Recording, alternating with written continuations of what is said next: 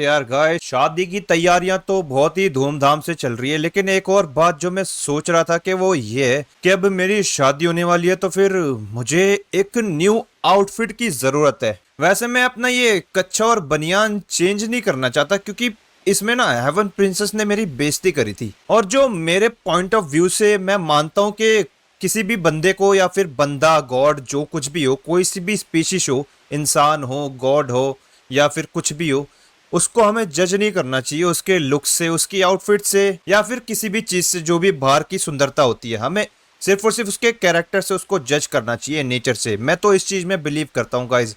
आप लोग किस चीज में बिलीव करते हो ये मुझे कमेंट करके बता देना कि मैं सही कह रहा हूँ या फिर नहीं। क्योंकि भाई ये तो बाहर की चीजें होती हैं, इससे क्या ही फर्क पड़ता है। असली सुंदरता सच में इंसान या फिर जो कोई भी अगर गॉड भी हो तो उसके अंदर दिखाई देती है, अंदर होनी चाहिए यार अच्छी चीजें, बाहर से क्या है। लेकिन अब बात है भाई शादी की, शादी होने वाली है मेरी, तो इसलिए न्यू आउटफिट तो बनती है भाई। बात बिल्कुल सही है पॉल, मैं भी तुमसे कहने वाला था नई आउटफिट के लिए। वैसे भी अब तो शादी हो ही रही है तुम्हारी, तो आउटफिट तो नई लो गई। और क्या, कब तक ये कच्चे बनियान घिसता रहेगा अपना। हेवन प्रिंसेस ने सही कहा था, मैं तो कहता हूँ सिर्फ और सिर्फ कच्चे बनियान वाली बात, उसके अलावा नहीं कुछ भी। मुझे तो सूट में रहना ज्यादा पसंद है पॉल, जैसा कि तुम्हें पता असली रूप मेरा ये है नहीं, वैसे ये मेरा इंसानी रूप है। खैर जो कुछ भी हो, हूं तो मैं एक हेल यूनिट ना, इसलिए मेरा जो असली रूप है वो काफी ज्यादा खतरनाक है। और हेवन आर्मी के साथ रहकर मुझे वो वाला लुक अपना बिल्कुल भी पसंद नहीं है। और वैसे भी वो ड्रामना लुक किसको ही पसंद होगा। बात बिल्कुल सही कह रहे पॉल, एक नई आउटफिट तो बनती है तुम्हारी। हाँ, अब तो वैसे भी तुम्हारी शादी है, इसलिए नई आउटफिट तो बनती है। हाँ पॉल, वैसे हमें कोई दिक्कत नहीं है, अगर तुम ऐसे रहना चाहो तो उसमें कोई दिक्कत नहीं है। हम कौन सा तुम्हारे कपड़ों से प्यार करते हैं, हम तो तुमसे प्यार करते हैं। और रही बात आउटफिट की, हाँ तो फिर तुम वैसे भी अब तो हेवन लीडर बन चुके हो। हालांकि तुम सबसे ज्यादा पावरफुल नहीं हो मेरे बच्चे, लेकिन जिस टाइम पर तुम मेरे से मिले थे आज भी वो दिन याद करता हूँ, तो उससे तो काफी ज्यादा शक्तिशाली हो चुके हो। और वैसे भी यहाँ पर हम लोग जितने भी आज खड़े हुए हैं, जितनी भी कम्युनिटी साथ आकर एक साथ लड़ाई लड़ रही है बुरी कम्युनिटी के खिलाफ, ये सब तुम्हारी वजह से ही तो हुआ है। ये लड़ाई, ये वॉर तुम्हारी ही वजह से शुरू हुआ था।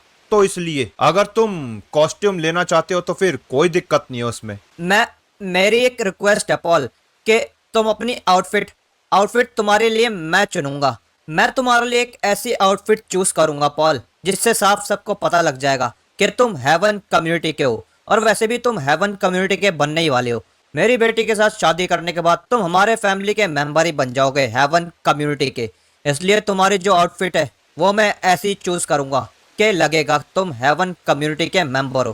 प्लीज प्लीज पॉल, मुझे इतना करने का हक दे दो। मैं ये अपने दिल से करना चाहता हूँ। ये मेरे लिए बहुत ही ज़्यादा सौभाग्य की बात होगी। अगर तुम मुझे ये करने दोगे तो ये मेरे लिए बहुत ही सौभाग्य की बात होगी पॉल। प्लीज़ मान जाओ, तुम्हारी आउटफिट मैं सिलेक्ट करूँगा प्लीज़।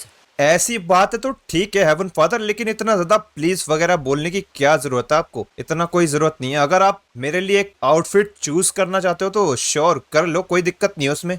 हाँ पॉल, वैसे भी तुम मेरे दामाद बनने वाले हो, इतना तो हक मुझे दो please. And thank you so much मुझे ये परमिशन देने के लिए। क्या हेवन फादर, जब मैं बोल रहा हूँ कोई दिक्कत नहीं है, इतना प्लीज करने की आपको कोई जरूरत नहीं है, इसमें कोई दिक्कत नहीं है। आप ठीक है फिर मेरे लिए एक अच्छी सी आउटफिट सिलेक्ट कर सकते हो आपकी पसंद से। देखता हूँ वैसे आप क्या सिलेक्ट करोगे। बोल तो रहे हैं गाइस अच्छी ही सिलेक्ट करूंगा, लेकिन देखते हैं। और हाँ, कहीं आप अभी भी उस बात को दिल पे लेके तो नहीं बैठे हुए जो भी हमारे बीच हुआ था?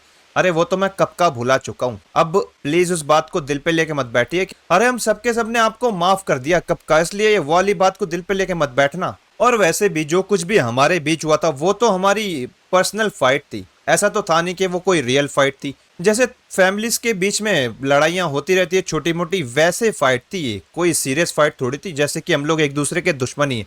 मैं तो पहले ही बोल रहा था आपको ये, इसलिए ये वाली बात भूल जाओ, कोई जरूरत नहीं आपको इसको दिल पे रखने की। अपना दिल हल्का कर लो, भूल जाओ सारी बातें। बस यही चीज पॉल, यही चीज तो मुझे तुम्हारी बहुत अच्छी लगी। मुझे तुम्हारी पर्सनैलिटी, तुम्हारा नेचर बहुत पसंद आया। अरे हम लोगों ने तुम्हारे साथ इतना बुरा किया, लेकिन फिर भी तुमने हम सबको एक सेकंड के अंदर माफ कर दिया। तुम इतना दयालु क्यों हो? कभी कभी तो मैं सोचती हूँ। और जब वो इविल लॉर्ड आया और जब तुमने मुझे बचाया और साथ ही साथ मेरे मम्मी पापा को भी जिंदा कर दिया। उस दिन के बाद से, अरे उस दिन के बाद से तुम्हारे लिए मेरे दिल में इज्जत बहुत ज्यादा बढ़ चुकी है पॉल, बहुत ज्यादा। अलग ही हो तुम।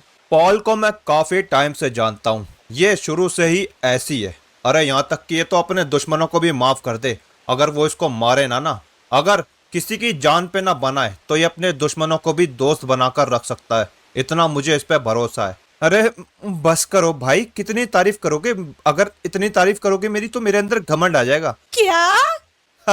मैं तो मजाक कर रहा हूँ। अरे घमंड वमंड तो मैं शुरू से नहीं करता, और वैसे भी मुझे नहीं पता, मैं जैसा हूँ वैसा हूँ, ये तो कभी भी चेंज नहीं होगा। क्योंकि मेरे ख्याल से जो नेचर होता है किसी का वो कभी भी चेंज नहीं होगा। जो जैसा आया वो वैसे ही रहेगा, बुरा आया तो बुरा ही रहेगा, अच्छा आया तो अच्छा ही रहेगा।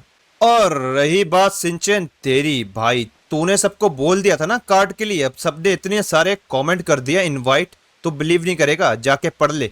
और हाँ, अब तूने बोल ही दिया था तो फिर कार्ड के लिए भी तैयारियां करना शुरू कर दे, क्योंकि सबने इनवाइट कमेंट कर दिया है, वो भी इतने सारे। अब सबको कार्ड देना पड़ेगा सिंचन, फटाफट से कार्ड बनाने का काम शुरू कर दे अब सिंचन, अब तो तुझे करना ही पड़ेगा। अरे यार पोल भैया, आप फिक्र क्यों करते हो? ऐसा कार्ड बनाऊंगा ना आपकी शादी का कि कभी किसी ने देखा नहीं होगा ऐसा कार्ड।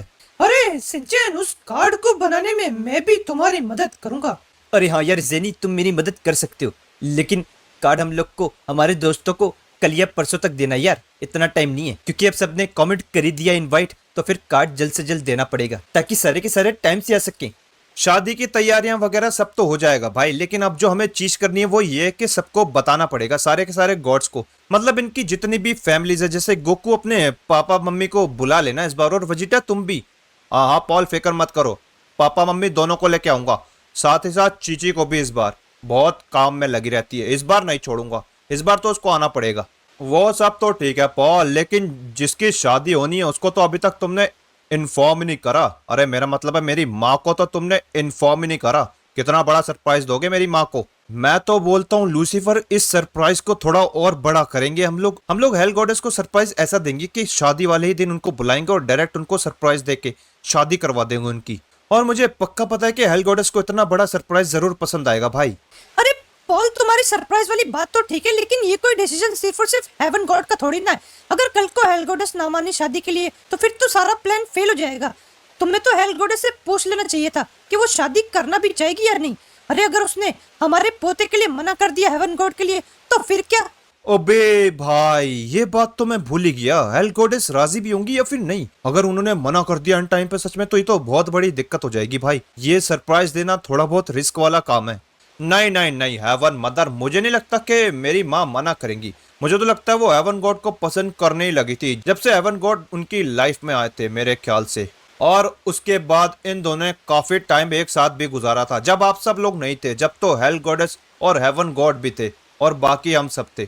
तो मुझे लगता है कि मेरी जो माँ है वो किसी भी कीमत पे इस वाले फैसले से इनकार नहीं करेगी। देखा देखा देखा, मैंने बोला था ना कि हेल गॉडेस नहीं मना करेगी भाई। अब कोई दिक्कत नहीं है, ठीक है। तो फिर हेल गॉडेस को डायरेक्ट सरप्राइज देंगे शादी का, और हेवन गॉड तो है ही राजी।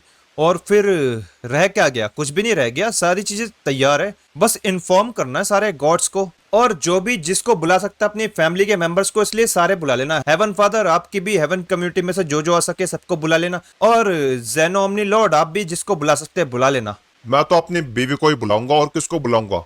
ओमनी फादर जो मेरे पिताजी है वो तो उनकी मर्जी है। हाँ ठीक है, उनसे मैं खुद बात कर लूंगा। और वीस, आपके जो बहन भाई हैं बहुत सारे एंजल्स, मैंने सुना है काफी हैं, उनको भी बुला ले।